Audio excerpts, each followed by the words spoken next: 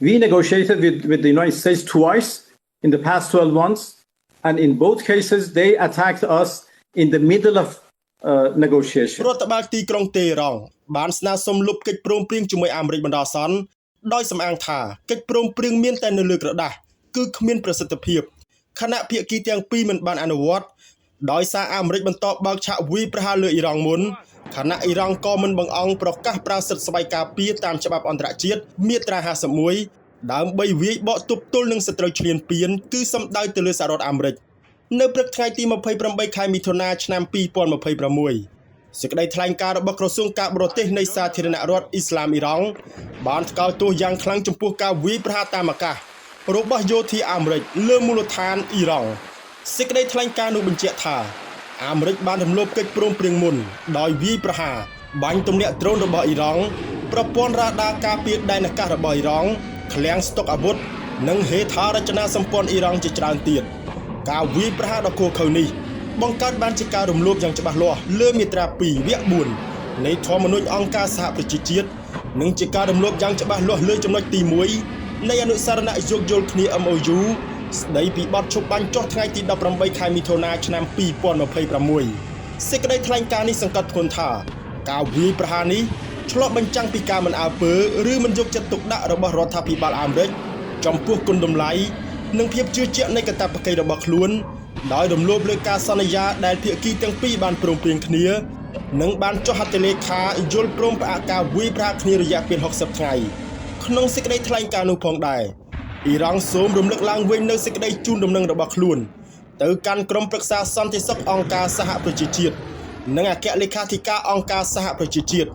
ឲ្យបំពេញកាតព្វកិច្ចរបស់ខ្លួនក្នុងការរក្សាសន្តិភាពនិងសន្តិសុខអន្តរជាតិដោយត្រូវថ្កោលទោសអាមេរិកដែលបន្តវាយប្រហារលើអ៊ីរ៉ង់យ៉ាងនេះក្តីសាធារណរដ្ឋអ៊ីស្លាមអ៊ីរ៉ង់បញ្ជាក់ចំហជាថ្មីនៅការបដិញ្ញាចិត្តរបស់ខ្លួនក្នុងការការពារអធិបតេយ្យភាពនិងបូរណភាពទឹកដីរបស់ខ្លួនប្រឆាំងនឹងការឈ្លានពានផ្នែកយោធារបស់អាមេរិកដោយអនុវត្តសិទ្ធិការពារខ្លួនក្រោមមាត្រា51នៃធម្មនុញ្ញអង្គការសហប្រជាជាតិដើម្បីវាយបកសត្រូវឈ្លានពានវិញការនេះអ៊ីរ៉ង់ស្នើសុំលុបកិច្ចព្រមព្រៀងសន្តិភាពជាមួយអាមេរិកជាបណ្ដោះអាសន្នដើម្បីប្រើសិទ្ធិស្វ័យការពារវាយបកទប់ទល់ប្រឆាំងទៅនឹងសត្រូវឈ្លានពានដែលវាយប្រហារលើប្រទេសអ៊ីរ៉ង់ម្ដងជាពីរដងនេះរដ្ឋបាលទីក្រុងតេរ៉ង់អះអាងថាការវាយបកប្រឆាំងនឹងសត្រូវនេះគឺអ៊ីរ៉ង់អនុវត្តតាមច្បាប់អន្តរជាតិមាត្រា51នៃធម្មនុញ្ញអង្គការសហប្រជាជាតិតែប៉ុណ្ណោះមិនបានរំលោភបំពានឬធ្វើខុសច្បាប់អន្តរជាតិនោះទេដែលការនេះស្នើឲ្យក្រុមប្រឹក្សាសន្តិសុខអង្គការសហប្រជាជាតិនិងអគ្គលេខាធិការអង្គការសហប្រជាជាតិពិនិត្យមើលថាតើអ៊ីរ៉ង់ជាអ្នកខុស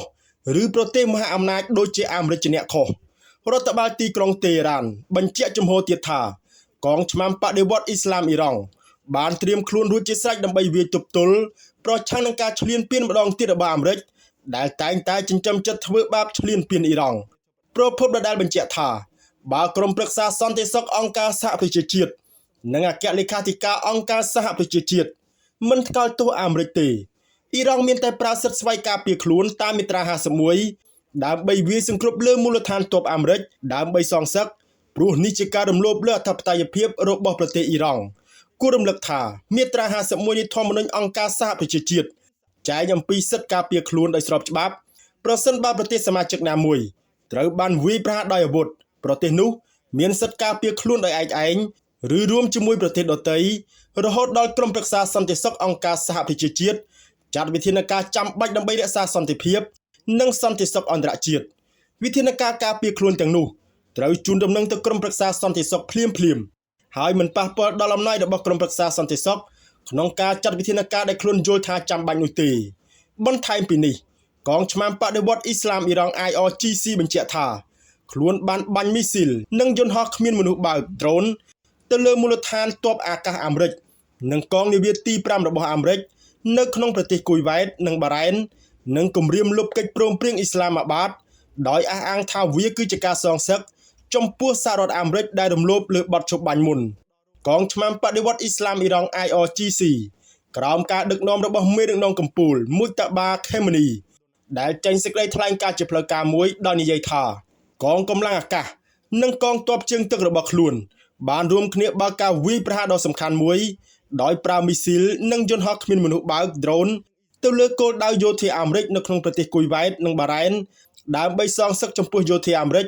ក្រោមការដឹកនាំរបស់ប្រធានាធិបតីត្រាំដែលបានបើកការវាយប្រហារលើទីតាំងឆ្នេរសមុទ្រអ៊ីរ៉ង់និងប្រព័ន្ធរ៉ាដាការពារដែនអាកាសអ៊ីរ៉ង់សេចក្តីថ្លែងការណ៍បានបញ្ជាក់ថាគោលដៅនៃការវាយប្រហារលើមូលដ្ឋានទ័ពអាកាស Ali Al-Salem ក្នុងប្រទេសគុយវ៉ែតនិងកងនាវាទី5របស់អាមេរិកនៅកំពង់ផែ Mina Samen ក្នុងប្រទេសបារ៉ែនអ៊ីរ៉ង់អះអាងថាការវាយប្រហារលើមូលដ្ឋានទ័ពអាមេរិកគឺជាសិទ្ធិរបស់ខ្លួនក្រោមមាត្រា1នៃអនុសារណៈយោគយល់គ្នាអ៊ីស្លាមាបាតដែលប្រកាសថាទីក្រុងតេហ៍រ៉ង់មានសិទ្ធិគ្រប់គ្រាន់ក្នុងការធ្វើនាវាចរឆ្លងកាត់ច្រកសមុទ្រហូម៉ូសបើនាវាណាចង់ឆ្លងកាត់ត្រូវសុំការអនុញ្ញាតពីភាគីអ៊ីរ៉ង់ជាមុនសិនបើមិនដូច្នោះទេត្រូវរងការវាយប្រហារភ្លាមៗ